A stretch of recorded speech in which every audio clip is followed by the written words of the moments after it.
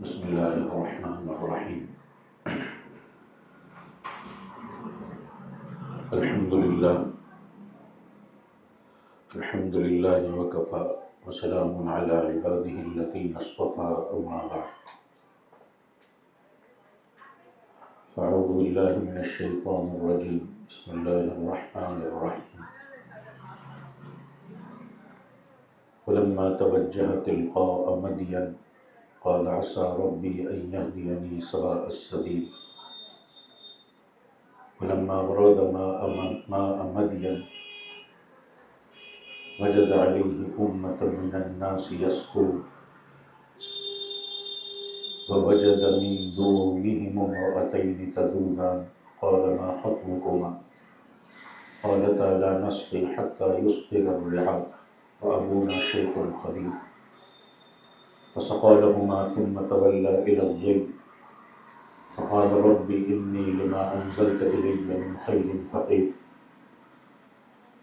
فجاءته إحداهما تمشي على استحياء قالت إن أبي يدعوك ليجزيك أجر ما سقيت لنا فلما جاءه وقص عليه القصص قال لا تخف نجوت من القوم الظالمين صدق الله العظيم.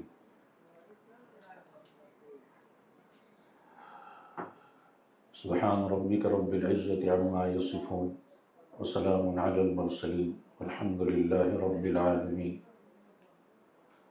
اللہم صل علی سیدنا مولانا محمد وعلی آل سیدنا مولانا محمد مبارک وسلم. ابھی جو قرآن کریم کی 2-3 آیات تلاوت کی ہے، یہ قرآن کریم کے 20ویں پارے کی سورہ قصص کی آیات ہیں. ان میں ایک واقعہ ذکر کیا گیا ہے، وہ واقعہ میں آپ کے سامنے پیش کرتا ہوں. اللہ کرے یہ واقعہ میرے اور آپ کے لیے ہدایت اور خیر کا ذریعہ بنے. یہ واقعہ حضرت موسیٰ علیہ السلام اور حضرت موسیٰ علیہ السلام کی اہلیہ حضرت صفورہ رضی اللہ تعالیٰ عنہ کا ہے. ایک خاص ضرورت سے حضرت موسیٰ علیہ السلام کو مصر چھوڑ کر سفر میں جانا پڑا تھا، اور اس سفر میں حضرت موسیٰ علیہ السلام کی شادی ہوئی. ان کا عجیب قصہ اللہ تعالیٰ نے قرآن میں بیان فرمایا ہے، جس میں ہمارے لیے، ہماری بہنوں کے لیے بہت بڑی نصیحت اور فائدے کی باتیں ہیں. حضرت موسیٰ علیہ السلام مصر میں پیدا ہوئے، مصر میں ہی جوانی کے دن گزرے، فرعون کے محل میں رہتے تھے. فرعون کی بیوی حضرت موسیٰ علیہ السلام سے بہت محبت رکھتی تھی، اور یہ ایک اولاد والی، بیٹے والی پاکیزہ محبت تھی. یہ بھی اللہ تعالیٰ کی عجیب شان ہے کہ بہت سے مالدار اولاد نہ ہونے کی وجہ سے پریشان رہتے ہیں، اور بہت سے غریب اولاد کو سنبھالنے کے لیے پریشان رہتے ہیں. ایک روز کا واقعہ ہے کہ حضرت موسیٰ علیہ السلام نے اپنے خاندان بنی اسرائیل کے ایک آدمی کو فرعون کے قبطی خاندان کے ایک آدمی کے ساتھ دیکھا کہ وہ دونوں لڑائی کر رہے ہیں. حضرت موسیٰ علیہ السلام اپنے خاندان بنی اسرائیل کے مظلوم آدمی کی مدد کے لیے تشریف لے گئے. فرعون اور فرعونی لوگ حضرت موسیٰ علیہ السلام کے خاندان بنو اسرائیل کے لوگوں کو نچلی ذات کا سمجھتے تھے، ان کے ساتھ ظالمانہ سلوک کرتے تھے. فرعونی آدمی اسرائیلی آدمی کو مار رہا تھا. حضرت موسیٰ علیہ السلام نے اسرائیلی آدمی کی مدد کے لیے فرعونی آدمی کو زور سے ایک تھپڑ مارا. حضرت موسیٰ علیہ السلام کے اس تھپڑ سے وہ فرعونی آدمی اسی جگہ مر گیا. حضرت موسیٰ اس کو مارنا اور قتل کرنا نہیں چاہتے تھے، لیکن ایک ہی تھپڑ میں اس کی موت واقع ہو گئی، جو عام طور پر ایک تھپڑ میں موت واقع نہیں ہوتی ہے۔ جہاں یہ واقعہ ہوا وہاں کوئی اور آدمی تھا نہیں، اس لیے یہ بات راز میں رہی کہ فرعونی آدمی کو قتل کس نے کیا۔ فرعون کو شکایت بھی پہنچی، لیکن اس نے کہہ دیا کہ قاتل کون ہے، اس کے لیے ثبوت پیش کرو، سزا کی بات تب ہوگی۔ دوسرے دن پھر اسی طرح اسی کل والے اسرائیلی آدمی کا دوسرے کافر فرعونی آدمی سے جھگڑا ہو رہا تھا۔ حضرت موسیٰ مدد کے لیے گئے اور اپنی قوم کے آدمی کو بھی دھمکایا کہ تو روزانہ کسی نہ کسی کے ساتھ لڑتا رہتا ہے۔ تو اب اس کی زبان سے ڈر کے مارے راز کی بات نکل گئی کہ کل کے واقعے میں قتل کرنے والے حضرت موسیٰ علیہ السلام تھے، اگرچہ جان بوجھ کر قتل نہیں کیا، جس کا تفصیلی واقعہ قرآن مجید میں موجود ہے۔ اور اس کافر نے بات فرعون تک پہنچا دی۔ اب فرعون کو معلوم ہو گیا کہ یہ قتل حضرت موسیٰ علیہ السلام نے کیا ہے۔ فرعون نے اپنی پولیس کو بھیجا کہ جاؤ موسیٰ کو پکڑ کے لاؤ، لا کر ان کو سولی دو، پھانسی دو۔ فرعون کے حکم سے پولیس حضرت موسیٰ علیہ السلام کو پکڑنے کے لیے روانہ ہوئی۔ اس وقت فرعون کے دربار میں فرعون کے خاندان کے ایک آدمی جو حضرت موسیٰ علیہ السلام کو دل سے چاہتے تھے اور حضرت موسیٰ علیہ السلام سے محبت رکھتے تھے، اس نے دیکھا کہ ان کو پکڑنے پولیس جا رہی ہے۔ وہ آدمی ڈرتا تھا کہ یہ لوگ حضرت موسیٰ کو پکڑ کر قتل کر دیں گے، اور وہ آدمی حضرت موسیٰ کا خیر خواہ تھا۔ وہ گلی کوچوں اور شارٹ کٹ راستے سے بھاگتے ہوئے حضرت موسیٰ علیہ السلام کے پاس پہنچا اور جا کر حضرت موسیٰ سے کہا کہ موسیٰ، فرعون کے دربار میں آپ کو قتل کرنے کا پلان بن رہا ہے، آپ مصر چھوڑ کر چلے جاؤ، میں آپ کی بھلائی چاہتا ہوں۔ اگر آپ مصر میں رہے تو فرعون آپ کو قتل کروا دے گا۔ چنانچہ حضرت موسیٰ علیہ السلام فوراً مصر چھوڑ کر روانہ ہو گئے اور دوسرے ملک میں چلے گئے۔ فخرج منہا خائفا یترقب، موسیٰ علیہ السلام اس شہر سے ڈرتے ڈرتے حالات کا جائزہ لیتے ہوئے نکلے اور اللہ سے دعا کی کہ قال رب نجنی من القوم الظالمین، کہ میرے رب مجھے ظالم لوگوں سے بچا لیجیے۔ اس دوسرے ملک کا نام مدین ہے۔ مدین مصر سے 8 دن کی دوری پر تھا۔ لگاتار 8 دن سفر کرنے سے آدمی وہاں پہنچ سکتا تھا۔ اللہ کے نبی حضرت موسیٰ علیہ السلام روانہ ہو گئے۔ پورا سفر بالکل انجانا تھا، راستہ بھی انجانا، جان کا بھی خطرہ تھا، سفر بھی اچانک ہوا، اس لیے کوئی کھانے پینے کا سامان بھی نہیں تھا، کوئی راستہ بتانے والا بھی نہیں تھا۔ حضرت موسیٰ علیہ السلام نے اللہ کی بارگاہ میں دعا کی، عسیٰ ربی ان یہدینی سواء السبیل، مجھے میرے رب پر یقین ہے کہ وہ مجھے سیدھا راستہ بتائے گا۔ دیکھو، اللہ کے نبی کو جب تکلیف آئی تو اللہ کی بارگاہ میں دعا کی، نبی بھی اللہ سے دعا کر رہے۔ آج کا مسلمان اللہ کو چھوڑ کر ادھر ادھر جاتا ہے مانگنے کے لیے۔ جب نبی تکلیف کے وقت اللہ سے دعا کرے تو ہمیں بھی اللہ ہی سے دعا کرنا چاہیے۔ حضرت موسیٰ علیہ السلام کی دعا قبول ہوئی، ایک فرشتہ انسانی شکل میں آیا، اس نے مدین کے راستے کی رہبری کی۔ یہ انسان کو اللہ کی طرف سے دیا ہوا کمال ہے کہ فرشتہ اس کی رہبری کرے۔ حضرت موسیٰ علیہ السلام پورے 8 دن چلتے رہے، کیونکہ اس وقت گاڑیاں تو تھی نہیں، ٹرینیں تو نہیں تھی، ہوائی جہاز تو نہیں تھے، پیدل سفر تھا۔ پورے راستے میں درخت کے پتے چبانے پڑے، کھانے کا کوئی سامان نہیں تھا۔ حضرت موسیٰ علیہ السلام کو ایسی تکلیف اٹھانی پڑی کہ اس سفر میں آپ کے ناخن تک گر گئے، اور 8 دن لگاتار سفر کے بعد حضرت موسیٰ علیہ السلام مدین پہنچے۔ مدین یہ مصر سے الگ ایک شہر تھا، یہاں فرعون کی حکومت نہیں تھی، بالکل نئی جگہ، انجانا شہر، کہاں جائے، کس کے گھر جائے، کس سے مدد مانگے، کوئی جان پہچان والا نہیں، کوئی رشتہ داری نہیں، کوئی تعلق والے نہیں۔ بس اتنی بات تھی کہ یہاں موسیٰ علیہ السلام کے جد امجد، گرانڈ فادر حضرت ابراہیم علیہ السلام کے خاندان کے لوگ رہتے تھے۔ کہتے ہیں کہ یہ شہر مدین ابن ابراہیم کے نام سے اس کا نام ہے، موسوم ہے، کیونکہ حضرت موسیٰ علیہ السلام کا خاندان حضرت یعقوب علیہ السلام اور حضرت ابراہیم علیہ السلام کا خاندان ہے۔ لیکن وہ خاندانی رشتہ دار کون ہے، ان کا کیا نام ہے، وہ کہاں رہتے ہیں، یہ سب حضرت موسیٰ علیہ السلام نہیں جانتے تھے۔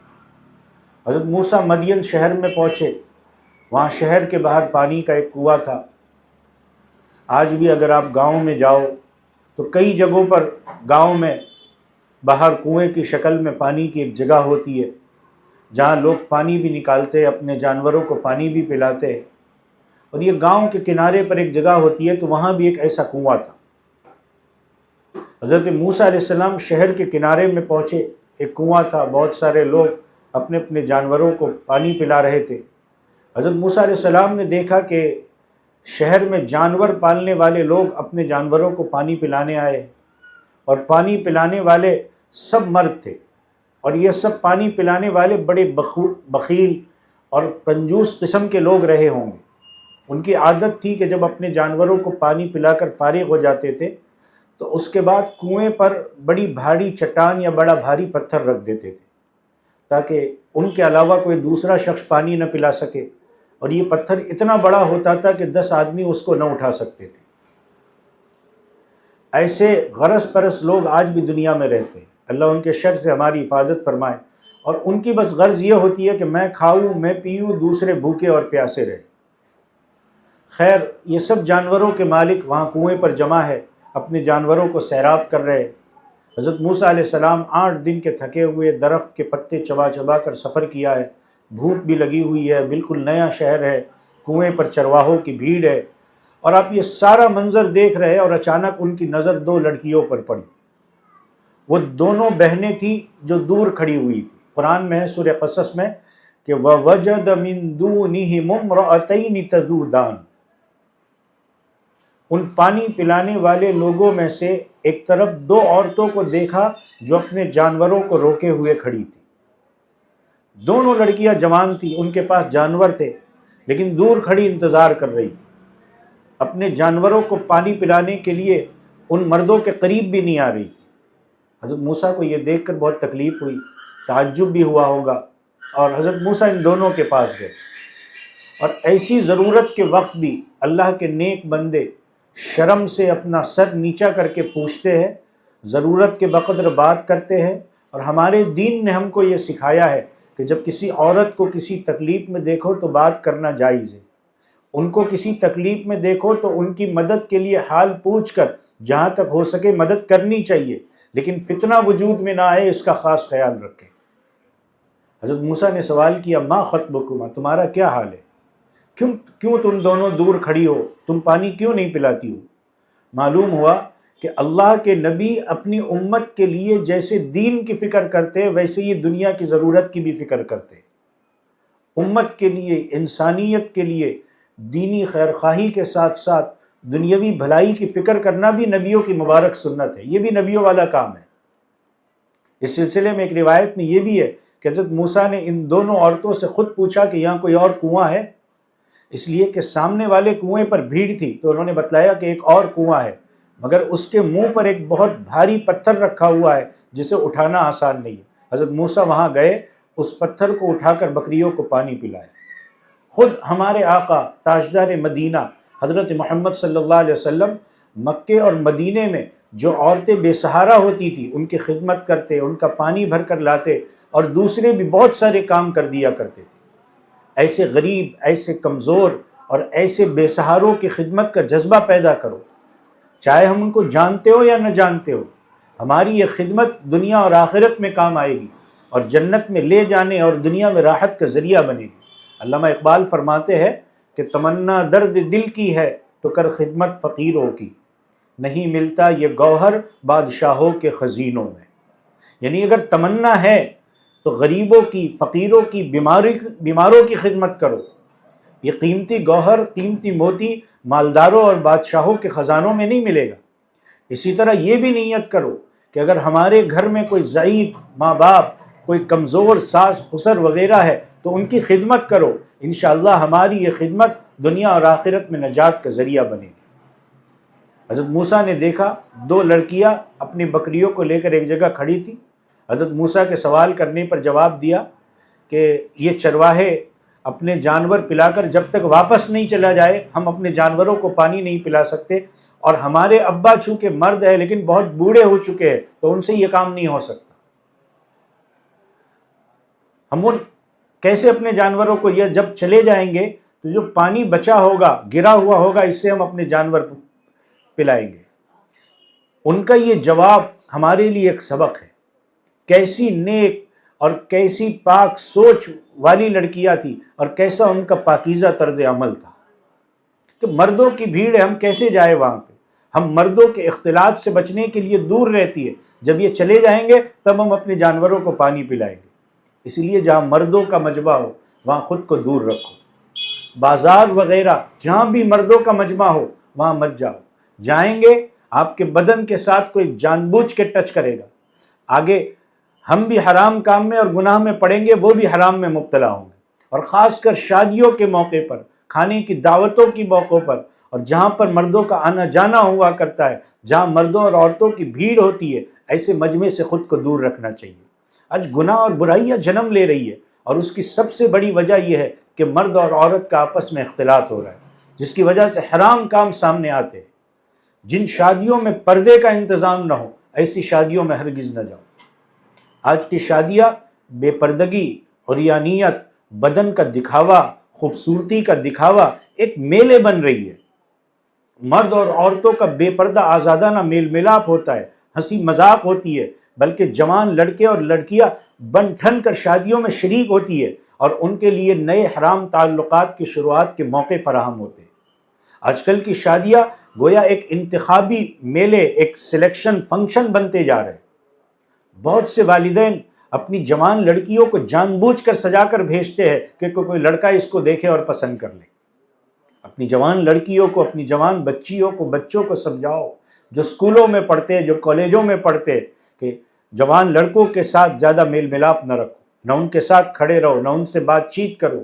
اسکول، کالج آج تعلیم کے بجائے بے حیائی کا مرکز بن رہے، حرام تعلقات آج اسکول اور کالج میں عام ہو رہے، بلکہ جو لڑکا اور لڑکی ایسے تعلقات پیدا نہ کرے، ان کو پرانے خیالات کا سمجھ کر ان کا مذاق اڑایا جاتا ہے۔ خلاصہ یہ ہے کہ مرد اور عورت کا غیر شرعی ملن یہ وہ گناہ ہے جس نے حیا اور شرم کو ختم کر دیا ہے، اسلام کی پاکیزگی اور عفت کی روح کو مٹا دیا ہے۔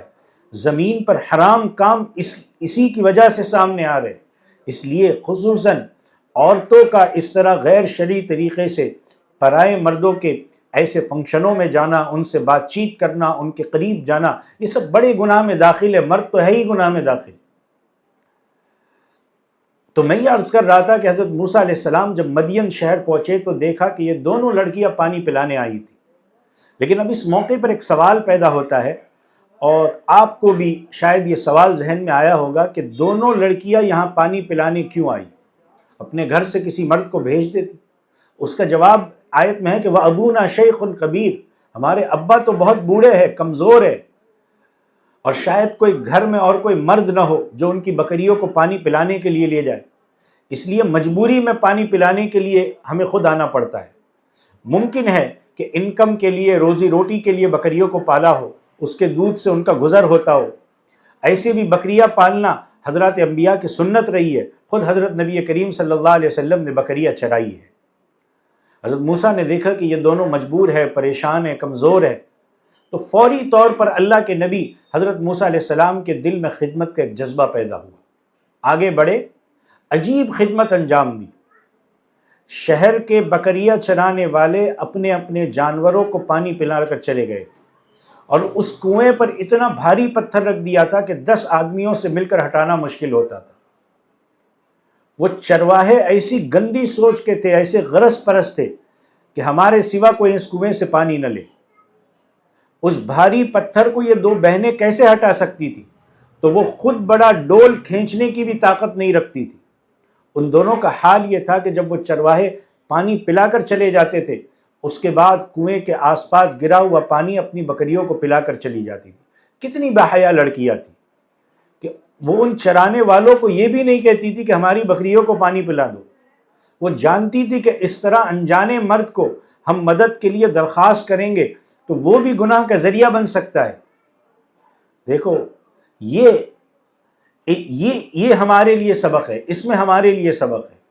حضرت موسیٰ آگے بڑھے، پیغمبر کا فطری خدمت کا جذبہ جوش میں آیا، تھکے ہوئے تھے، بھوکے پیاسے ہیں، اس کے باوجود غیرت آئی کہ میری موجودگی میں کمزور عورت ہمدردی سے محروم رہے، اس لیے قرآن کہتا ہے فسقا لہما۔ حضرت موسیٰ علیہ السلام نے پتھر اٹھایا، اور حضرت موسیٰ علیہ السلام تو نبی تھے، طاقت والے تھے، 10 آدمی نہ ہٹا سکے اتنا بھاری پتھر اکیلے حضرت موسیٰ علیہ السلام نے ہٹا دیا اور پانی نکال کر ان کی بکریوں کو پلا دیا۔ کہتے ہیں کہ حضرت موسیٰ نے صرف ایک ڈول پانی نکالا اور اس میں برکت کی دعا کی تو اتنی برکت ہوئی کہ تمام جانوروں کے لیے ایک ہی ڈول کافی ہو گیا۔ ایسے معجزات ہمارے نبی کریم صلی اللہ علیہ وسلم پر بھی ظاہر ہوئے۔ پانی پلانے کے بعد دونوں لڑکیاں اپنے گھر چلی گئی، ثم تولی الی الظل۔ حضرت موسیٰ علیہ السلام ایک درخت کے سائے میں بیٹھ گئے، کہتے ہیں کہ وہ ببول کا درخت تھا۔ حضرت موسیٰ علیہ السلام بھی عجیب اور وہ دونوں لڑکیاں بھی عجیب۔ حضرت موسیٰ نے کتنی بڑی خدمت کی کہ اتنا بڑا بھاری پتھر ہٹا کر ان کی بکریوں کو پانی پلایا، لیکن قربان جائیے ان لڑکیوں کی پاک دامنی پر۔ قرآن مجید کے بیان کے انداز سے معلوم ہوتا ہے کہ ایک مرتبہ بھی حضرت موسیٰ علیہ السلام کے سامنے نہ ہنسی، نہ مسکرائی، نہ شکریہ کے کلمات کہے۔ وہ دونوں جانتی تھی کہ اگر ہم پرائے مرد کے سامنے ہنس کر یا مسکرا کر شکریہ کے کلمات بھی کہہ دے تو یہ بھی گناہ تک جانے کا ذریعہ بن سکتے ہیں۔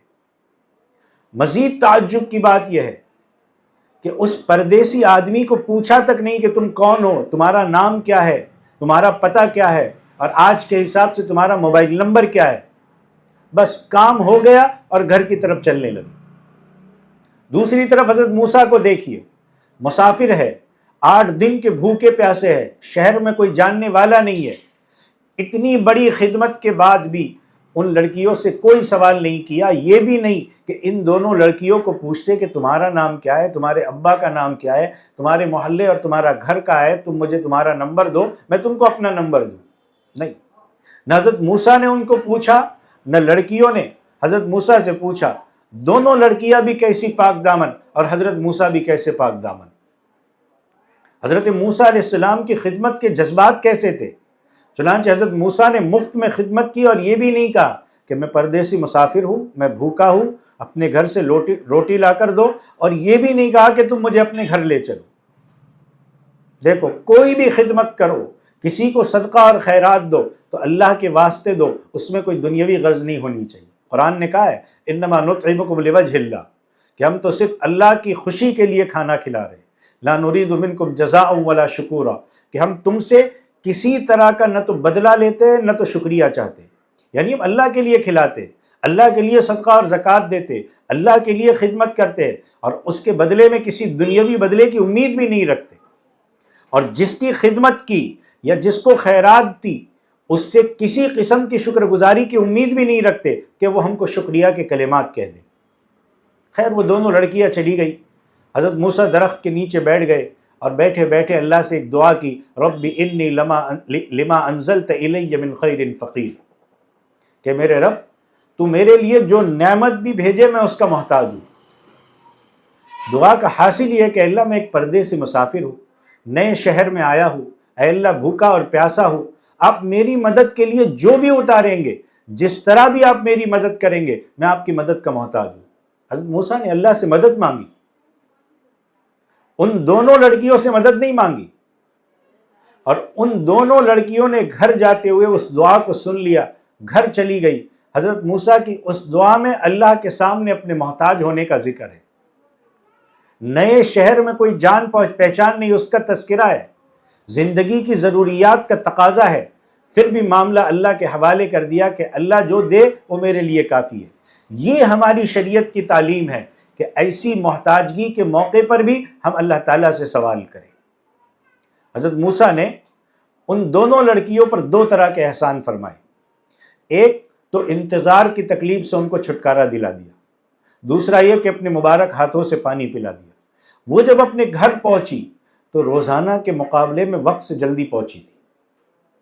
اب لڑکیوں کے والد حضرت شعیب علیہ السلام نے اپنی دونوں لڑکیوں سے کہا کہ تم آج وقت سے پہلے جلدی آ گئی، کیا بات ہے؟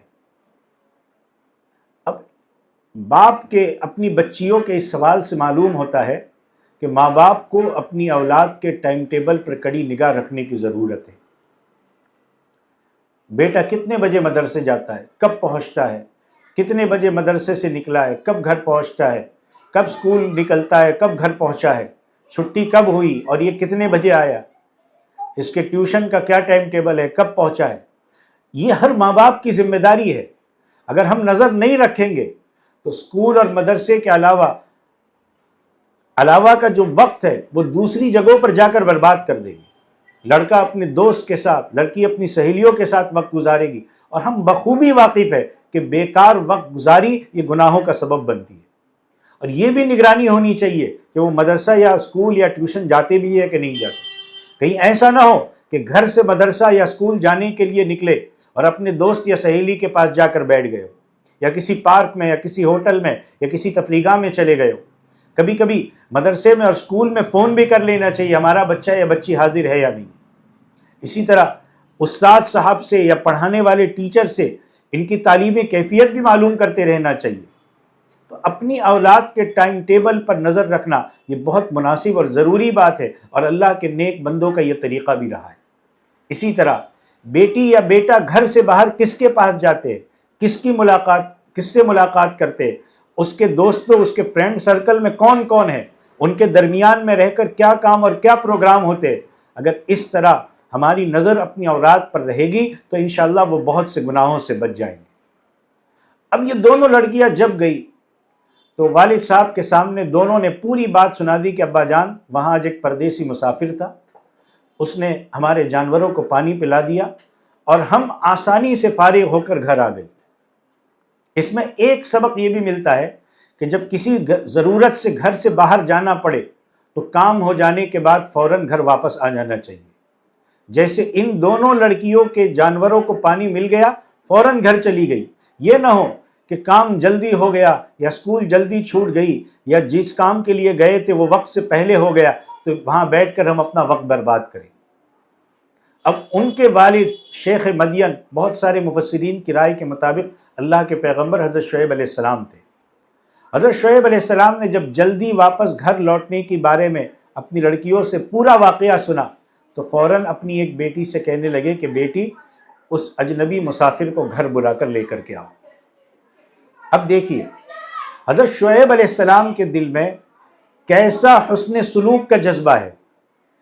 ایک پردیسی آدمی نے خدمت کی، بکریوں کو پانی پلا دیا تو ان کو گھر لانا چاہیے تاکہ ان کو انعام دیا جائے، پانی پلانے کی مزدوری دی جائے۔ جب اس اجنبی نے خدمت کی ہے تو ہم کو اس کی خدمت کا بدلہ دینا چاہیے۔ اس میں یہ سبق بھی سیکھنے کو ملا کہ جب ہم پر کوئی احسان اور اچھائی کا برتاؤ کرے تو اس کو کچھ انعام اور کچھ بدلہ ضرور دینا چاہیے۔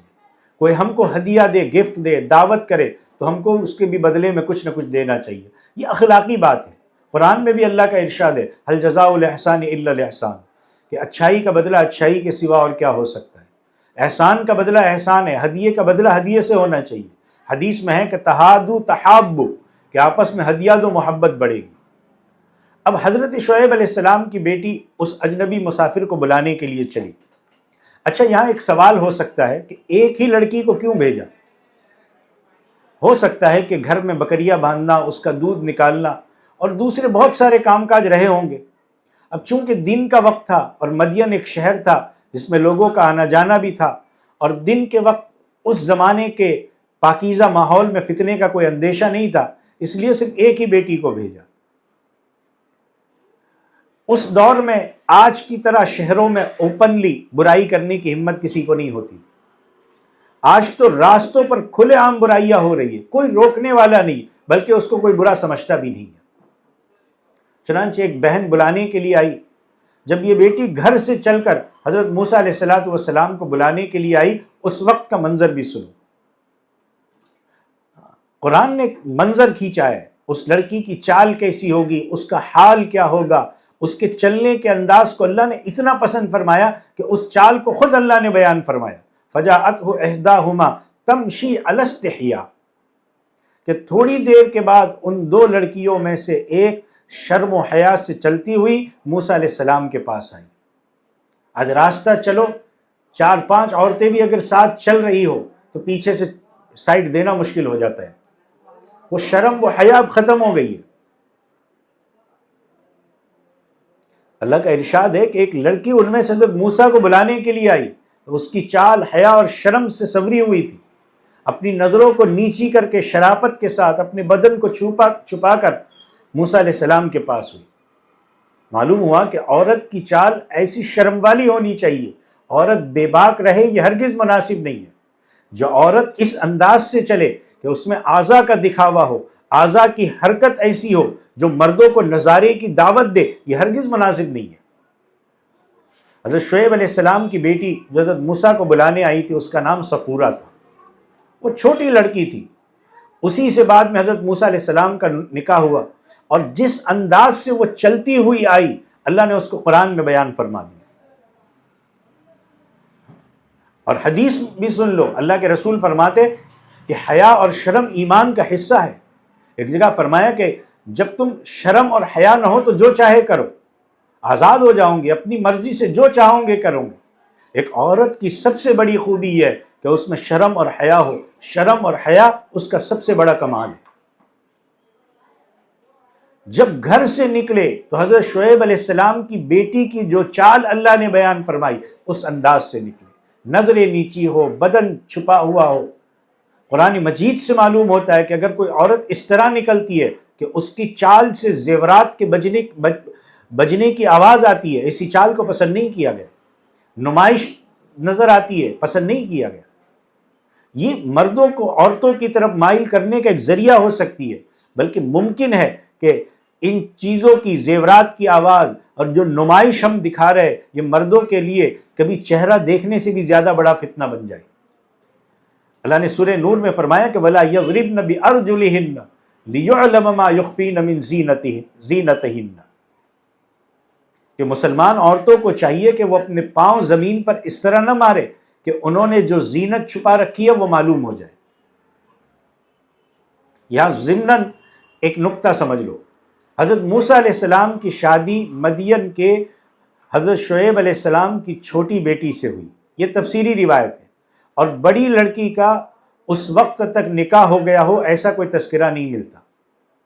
معلوم ہوا کہ نیک اور مناسب رشتہ جس بیٹی کے لیے بھی مل جائے طے کر کے شادی کروا دینا چاہیے۔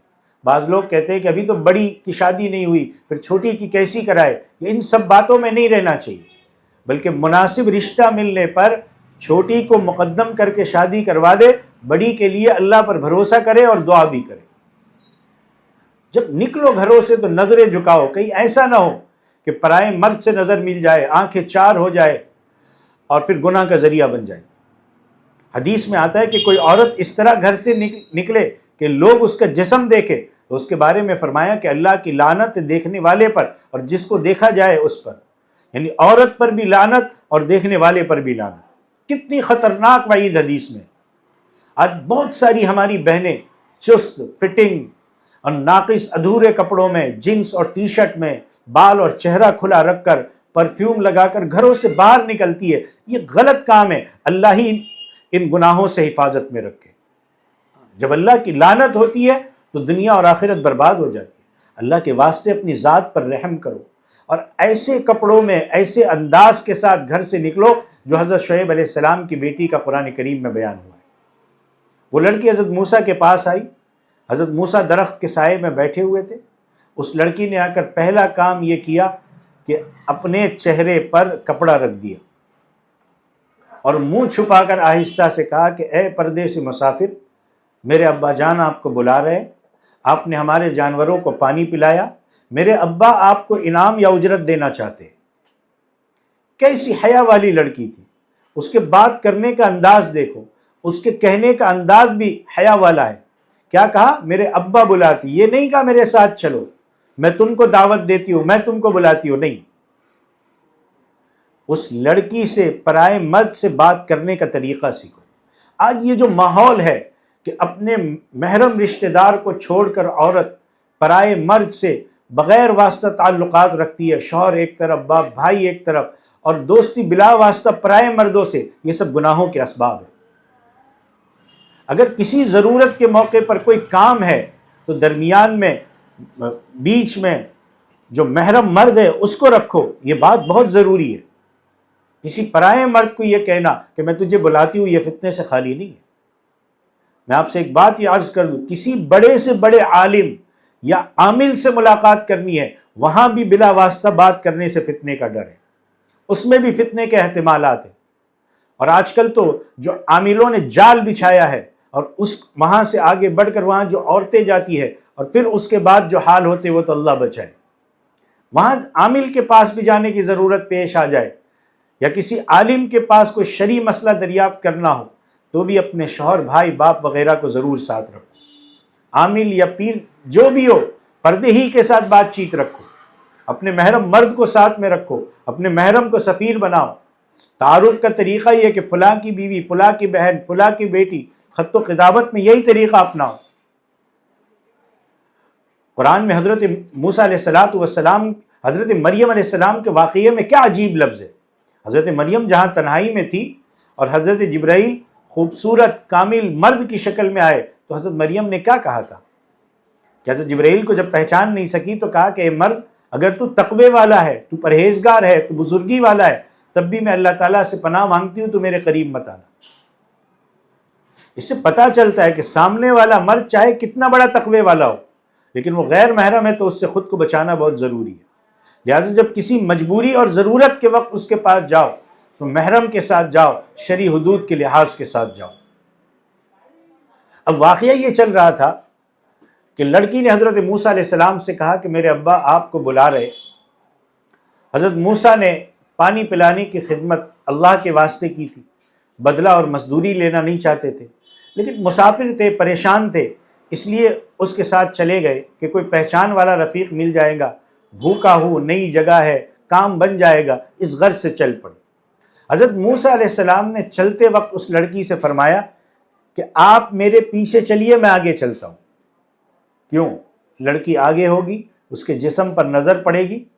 اللہ کے نبی میں کیسی پاک دامنی ہوتی ہے کہ کہیں تیز ہوا چلنے لگی، اس کی وجہ سے کوئی چادر آگے پیچھے ہو گئی، اس پر نظر پڑی، اس لیے آپ پیچھے چلیے تاکہ اس طرح کی کوئی بات پیش نہیں آئے۔ اور آج تو ہمارے گھروں کے اندر 6-7 سال کی بچیوں سے لے کر کے بڑوں تک ایسے کپڑے پہنتی ہے اور پہنائے جاتے ہیں کہ اس میں بدن کی نمائش ہوتی ہے۔ اللہ حفاظت فرمائے۔ اب مدین کی وہ لڑکی جب وہ اپنے والد کی طرف سے بلانے کے لیے آئی تو حضرت موسیٰ تشریف لے گئے۔ اس میں ایک نقطہ یہ بھی سمجھ میں آتا ہے کہ لڑکی کے والد شریف انسان معلوم ہوتے تھے جنہوں نے خود بلانے بھیجا، اس لیے اجنبی جگہ میں ان سے مفید مشورہ ملنے کی بھی امید تھی، دعوت کو رد کرنا بھی مناسب نہیں تھا، اس لیے حضرت موسیٰ تشریف لے گئے۔ حضرت شعیب علیہ السلام کی لڑکی پیچھے چلتی، حضرت موسیٰ اس کے آگے آگے چل کر اس کے گھر پہنچتے۔ حضرت موسیٰ نے اس لڑکی کے ابا سے ملاقات کی، حضرت شعیب نے ان کو پوچھا کہ تم کون ہو، کہاں سے آئے ہو، کس غرض سے آنا ہوا ہے؟ تو حضرت موسیٰ علیہ السلام نے جو مصر میں ان کے ساتھ ہوا وہ پورا واقعہ بیان کیا، پورے حالات بیان کیے۔ تو حضرت شعیب نے کہا کہ لا تخف، ڈرو مت، نجوت من القوم الظالمین، تم ظالم لوگوں سے بچ کر آ گئے ہو، گھبراؤ مت۔ یہاں ظالم فرعون اور اس کی قوم کی حکومت نہیں ہے، اللہ نے تم کو سلامتی کے ساتھ یہاں پہنچا دیا ہے، یہاں تم کو کوئی پکڑ نہیں سکتا ہے۔ حضرت موسیٰ علیہ السلام نے مدین پہنچ کر اللہ تعالیٰ سے خیر کا سوال کیا۔ اللہ تعالیٰ نے کیسے دعا قبول فرمائی کہ خیر سامنے سے تلاش کرتی ہوئی آ رہی ہے، یہ اللہ سے مانگنے کا فائدہ۔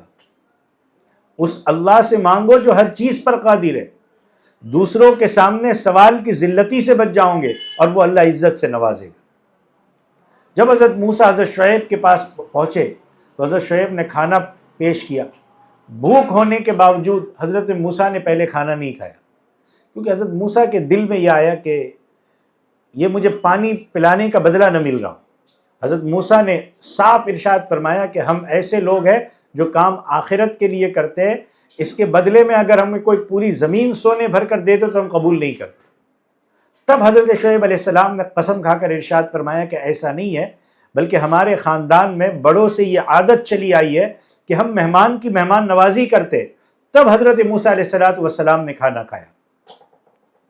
اب چونکہ حضرت شعیب علیہ السلام کے گھر خدمت اور کام کے لیے مرد کی ضرورت تھی، ان کی لڑکیاں بھی جوان ہو گئی تھی، اس لیے مناسب نہیں تھا کہ وہ بکریاں چرانے باہر جائے۔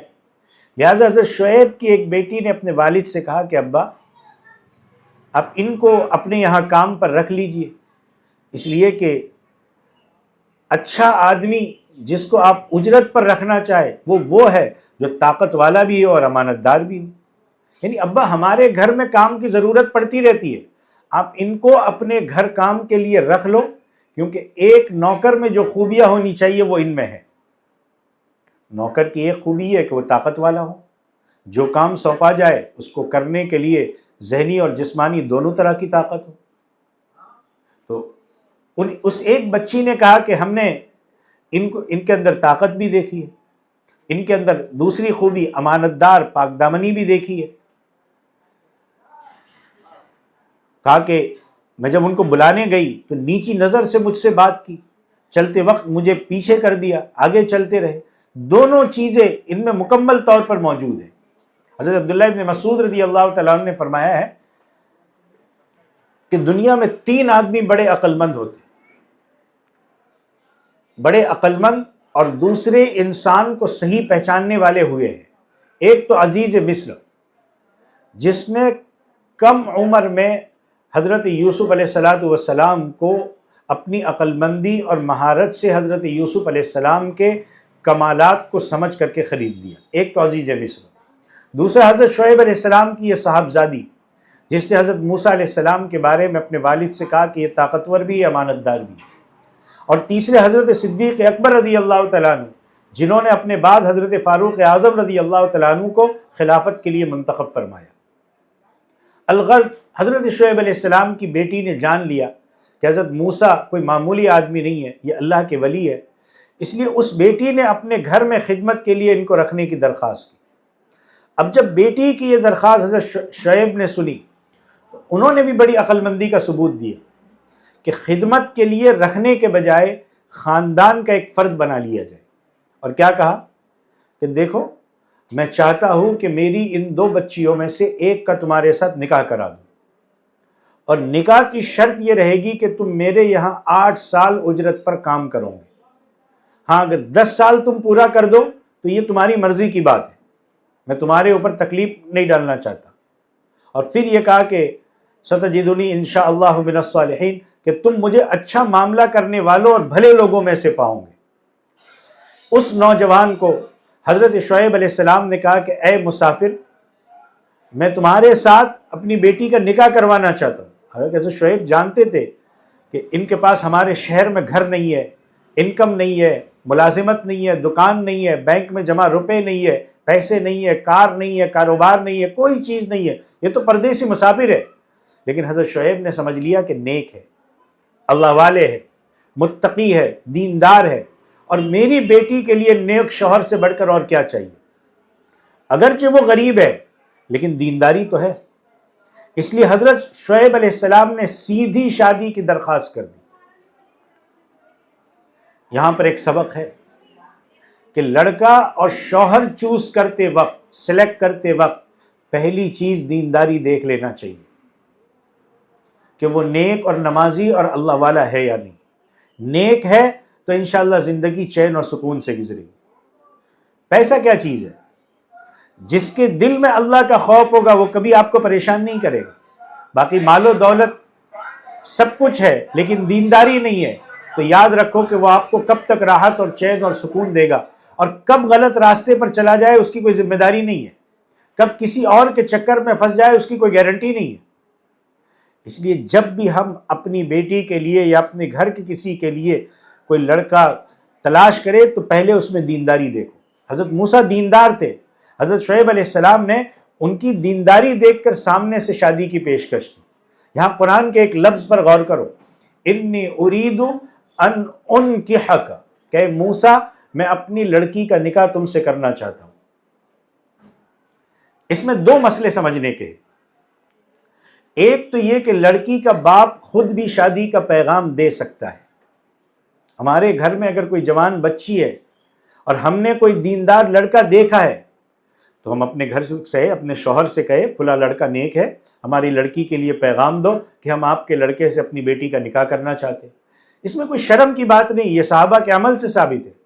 حضرت عمر کی بیٹی حضرت حفصہ بیوہ ہو گئی تو حضرت عمر نے خود چل کر حضرت عثمان سے کہا کہ میری بیٹی کے ساتھ شادی کر لو، انہوں نے معذرت کر لی۔ حضرت عمر نے خود حضرت ابوبکر سے درخواست کی کہ میری بیٹی سے نکاح کر لو، انہوں نے بھی معذرت کر لی۔ پھر خود اللہ کے نبی صلی اللہ علیہ وسلم سے حضرت حفصہ رضی اللہ تعالیٰ عنہ کا نکاح ہوا۔ حضرت عمر نے سامنے سے پیشکش کی۔ یہ طرز عمل ہمارے لیے سبق ہے، اس لیے اگر کوئی نیک اور دیندار لڑکا ہے تو انتظار میں نہ رہو کہ وہ آ کر ہم سے کہے، بلکہ ہم خود بھی پیغام بھیج سکتے ہیں، اور یہ بات کوئی شریعت کے خلاف نہیں ہے۔ دوسرا بہت اہم نقطہ اور پوائنٹ جو میں سمجھانا چاہتا ہوں، قرآن کے اس لفظ پر غور کرو، انی ارید ان انکحک۔ حضرت شعیب نے حضرت موسیٰ سے فرمایا کہ میں اپنی بیٹی کا نکاح تم سے کرنا چاہتا ہوں۔ اس سے ہمیں یہ سیکھنے کو ملا کہ لڑکیاں خود چل کر رشتہ طے کرنے کا کام نہ کریں، بلکہ یہ کام ان کے ماں باپ کریں گے۔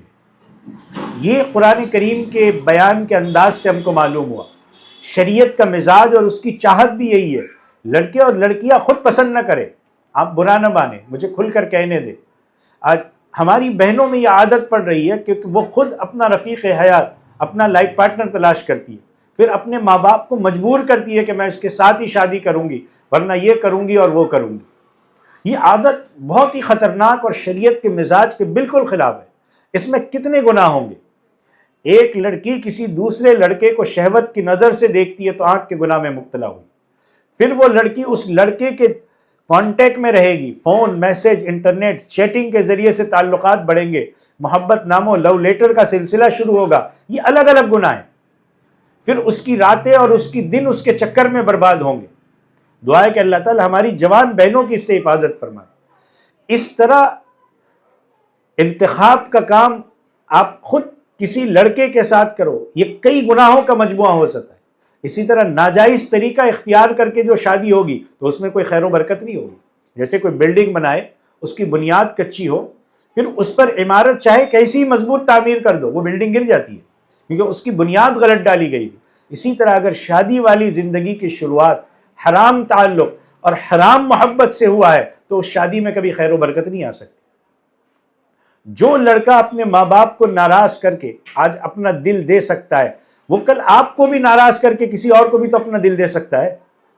جس ماں نے 9 مہینے پیٹ میں اٹھایا، جس ماں نے 2 سال دودھ پلایا، جس ماں نے بچپن میں بڑی محبت سے پالا، آج جب وہ جوان ہو گئی تو اپنی ماں کو ناراض کر رہی ہے۔ اگر اپنی ماں کا دل دکھا کر شادی کی تو اس میں کوئی خیر و برکت نہیں ہوگی۔ یہی حال اس لڑکے کا بھی ہے جو اپنی ماں کو بھول جائے، ماں کو ناراض کر کے غلط تعلق کر کے شادی کر لے۔ وہ لڑکا تم کو بھی بھول سکتا ہے، جب وہ ماں کو بھول سکتا ہے تو وہ تم کو بھی بھول سکتا ہے۔ چونکہ عام طور پر ایسے رشتوں میں لڑکے اور لڑکی دونوں کے والدین ناراض ہوتے ہیں۔ ایسے بہت سارے قصے ہمارے پاس موجود ہیں۔ اس قسم کی شادی شدہ زندگی آج کڑواہٹ کی شکار ہے، اس لیے ایسی غلطی کبھی مت کرنا۔ یہ ایک سیدھا راستہ ہے کہ اپنے ماں باپ سے انتخاب کرا کر شادی کرو، یا جائز طریقے سے کسی لڑکے کے متعلق آپ کو معلوم ہے کہ یہ لڑکا مناسب ہے تو ماں باپ سے عرض کرو فلاں لڑکا ٹھیک معلوم ہوتا ہے، اس سے رشتے کی بات آگے بڑھاؤ، پھر ماں باپ پیغام دے، رشتہ طے کرے، اسی میں خیر و برکت ہے۔ اگر کسی بہن کی عشق والی شادی، لو میرج، یا کسی لڑکے سے ناجائز تعلق ہو گیا تو ایسی بہنوں سے میری درخواست ہے کہ رو رو کر اللہ سے توبہ کرے، بار بار صلاۃ التوبہ پڑھے، رو رو کر، آنسو بہا بہا کر اللہ سے اپنے پچھلے گناہ معاف کرائے۔ جیسا کہ حدیث میں کہ التائب من الذنب کمن لا ذنب لہ، کہ گناہ سے توبہ کرنے والا ایسا ہوتا ہے جیسے اس نے گناہ کیا ہی نہیں۔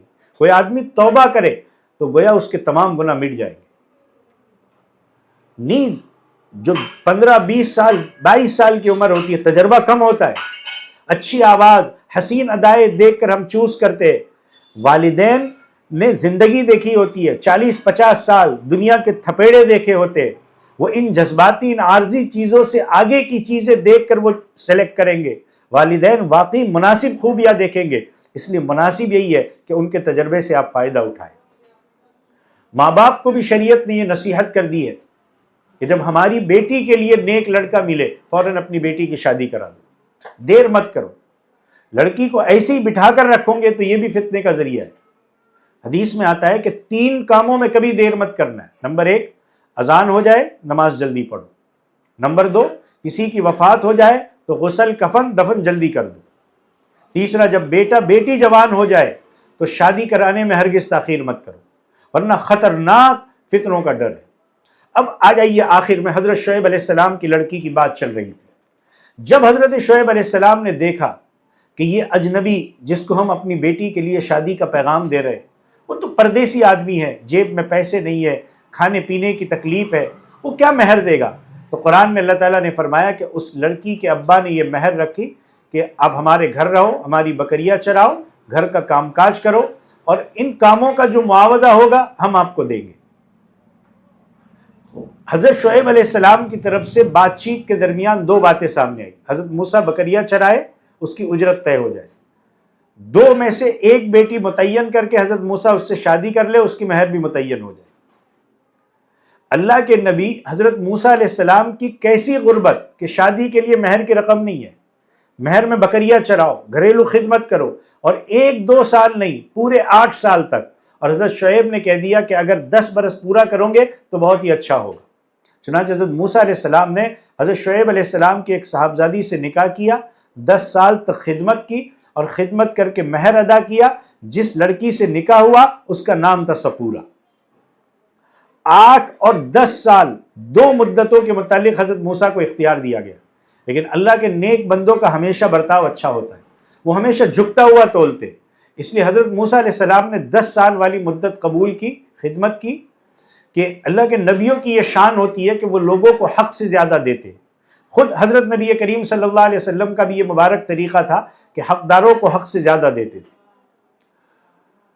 اس موقع پر جب یہ ملازمت کا معاملہ طے ہو رہا تھا تو حضرت شعیب علیہ السلام نے اللہ کو وکیل بنایا، اور یہ بھی بڑی بات ہے، معاہدات اور معاملات میں اللہ کو وکیل رکھو، انشاءاللہ اس میں کامیابی ہوگی، ورنہ کتنے معاہدات کس طرح اڑ جاتے اور ٹوٹ جاتے، وہ ایک عجیب داستان ہے۔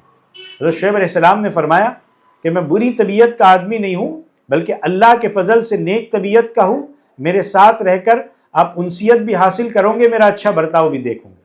معلوم ہوا کہ نوکری کرنے والے، مزدوری اور خدمت کرنے والوں کے ساتھ اچھا برتاؤ کرنا چاہیے، ان کو کپڑے کھانا اچھا دینا چاہیے۔ اسلام کی تعلیم یہ ہے کہ ان پر زیادتی نہ کرے، ان سے طاقت سے زیادہ یا طے کیے ہوئے معاہدے سے زیادہ کام نہ لے، زیادہ ذمہ داریاں ان پر نہ ڈالے۔ خیر، حضرت موسیٰ کی شادی ہو گئی، سسرال میں حضرت شعیب علیہ السلام کی حضرت موسیٰ ٹھہر گئے۔ داماد کے لیے اس طرح کے حالات ہو تو وہ سسرال میں رہ سکتا ہے، کوئی مسئلہ نہیں ہے۔ حضرت موسیٰ علیہ السلام کو ان کے خسر محترم نے عصا ہدیے کے طور پر دیا، کہتے ہیں کہ وہ عصا جنتی تھا۔ نکاح کے موقع پر یا بعد میں خسر اپنے داماد کو اپنی خوشی سے کچھ دینا چاہے تو دے سکتا ہے، بلکہ دینا بھی چاہیے، لیکن داماد خود مطالبے پیش نہ کرے، نہ زبردستی مانگے کہ گاڑی چاہیے، کار چاہیے، یہ چاہیے، وہ چاہیے، وہ چاہیے، اتنا کیش چاہیے۔ بعض مرتبہ تو اپنے مطالبات پورے کروانے کے لیے بیوی پر ظلم تک کیا جاتا ہے۔ کیا عجیب اللہ کے نبی کا جذبہ ہے کہ حلال طریقے سے اپنی خواہش اور اپنی پیٹ کی ضرورت پوری کرنے کے لیے اپنے آپ کو ایک لمبے عرصے یعنی 10 سال تک ملازمت پر دے دیا۔ یہ بھی ایک سبق کا مقام ہے کہ آج ان دونوں ضرورتوں کو، اپنی خواہش اور اپنی پیٹ کی ضرورت کو پورا کرنے کے لیے حرام طریقے ہوتے ہیں اور ظلم و زیادتیاں ہوتی ہیں، لیکن ایک نبی، انہوں نے اپنی خواہش اور اپنی پیٹ کی ضرورت پوری کی، غلط کام نہ ہو، اس کے لیے 10 سال تک خدمت کی۔ اب 10 سال جب پورے ہو گئے تو حضرت موسیٰ نے اپنے خسر حضرت شعیب علیہ السلام سے کہا کہ اب مجھے مصر یاد آ رہا ہے، اب میں اپنے وطن مصر میں اپنی والدہ اور اپنی بہن وغیرہ سے ملنا چاہتا ہوں، میری بیوی کو لے کر جا رہا ہوں۔ یہ کہہ کر آپ اپنی بیوی کو لے کر مصر کی طرف روانہ ہو گئے، اور مصر جاتے وقت راستے میں بیوی کو ولادت کا وقت آ گیا، اور اللہ نے اس موقع پر حضرت موسیٰ علیہ السلام کو نبوت اور پیغمبری عطا فرمائی۔ یہ سارا واقعہ حضرت موسیٰ علیہ السلام اور ان کی بیوی حضرت صفورہ کا میں نے اس نیت سے سنایا کہ اس واقعے میں حیا، شرم، عبرت اور نصیحت کی باتیں، ہمیں اس پر عمل کرنا ہے۔ اللہ تعالی ہم سب کو اس پر عمل کی توفیق عطا فرمائے، اور زمانے کے فتنوں سے اللہ تعالی ہم سب کی حفاظت فرمائے۔ آمین۔ وآخر دعوانا ان الحمد للہ رب العالمین۔